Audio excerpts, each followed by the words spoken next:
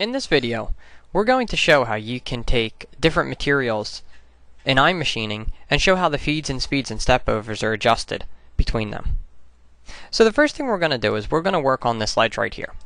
And we're going to start with aluminum as our default feed and speed library. So here we have aluminum. So we're going to add a 2D iMachining operation. First thing we're going to do is define our geometry. Here we have a semi-open pocket, so we're going to pick our chain. So that SolidCam knows what edges are open, we're going to say mark open edges, do from to, pick from here to here. Those edges become black.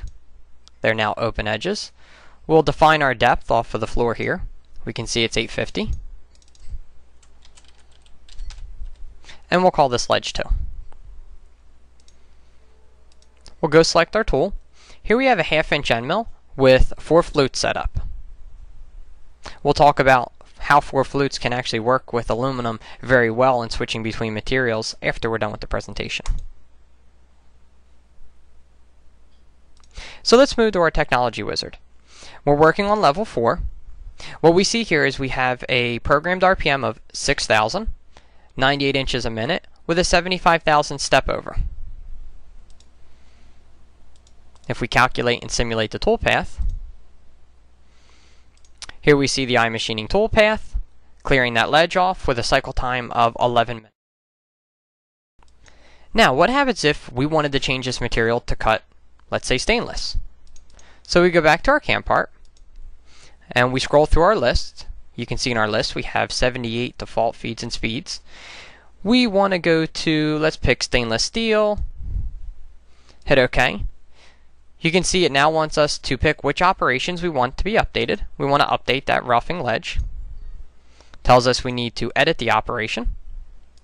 When we go to edit it, it wants us to know, do you want to turn the wizard on and synchronize? Yes, we do, since we're actually going to use these feeds and speeds.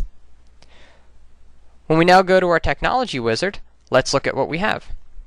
The RPM changed from 3,400 RPM from the almost 6,000.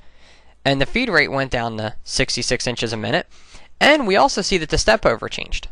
So what this is showing you here is that iMachining and its speeds and feed library is not a database of feeds and speeds. It is an actual algorithm that is running and looking at tool, material, depth of cut, and adjusting all of them to keep all of them synchronized perfectly.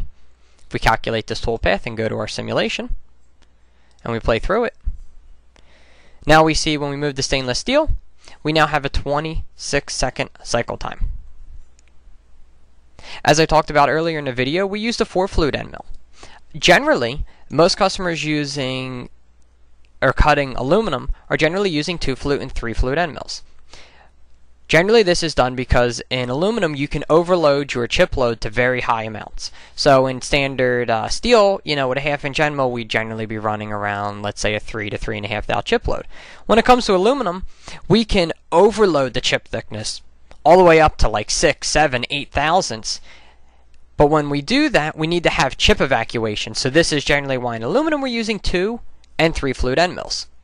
When it comes to iMachining, since we actually look at how many flutes we have, we synchronize the perfect chip thickness. If you were to use a 4-flute end mill in aluminum with iMachining, you'll see that there's really no difference in feeds and speeds. Yes, when we use a 4-flute end mill in iMachining, we're not going to overload the chip thickness to that 4, 5, 6, 7, 8 thousandths chip load that we were doing with the 2-flute end mill in aluminum. But if we look at the fact that in iMachining we would be running a 3 thou chip load with a 4-flute cutter, if we double the 3, we're actually looking at 6 thousandths.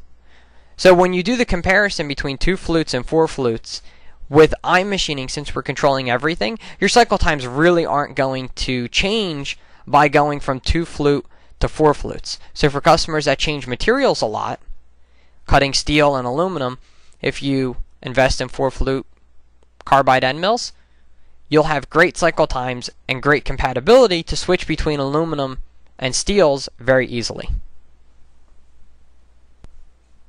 Let's also take a look now at the differences of what happens if the depth of this feature actually changes. So first, let's note some couple numbers here. we see we have a program step over of 44 thousandths when cutting this 850 deep. Well, what happens if we went out in SolidWorks and we said this feature is no longer 200 thousandths thick? It's 450 thousandths thick. We'll save and rebuild the model. We're going to tell it to check synchronization since we're doing it on the fly. We can see here that our pocket depth needs to be updated. We're going to tell it to synchronize. We're going to go now into the operation and take a look and see what the technology wizard did. Now we can see the step down went from the 850 to the 600 thousandths. Here's the key we see here. The step over actually increased. Because iMachining is always looking at the step over and for the depth of cut, we can adjust and optimize the step over for each depth of cut. So as we're doing shallower depth of cuts, we're able to increase our step over. So we went from 40 thousandths to 62 thousandths in this case.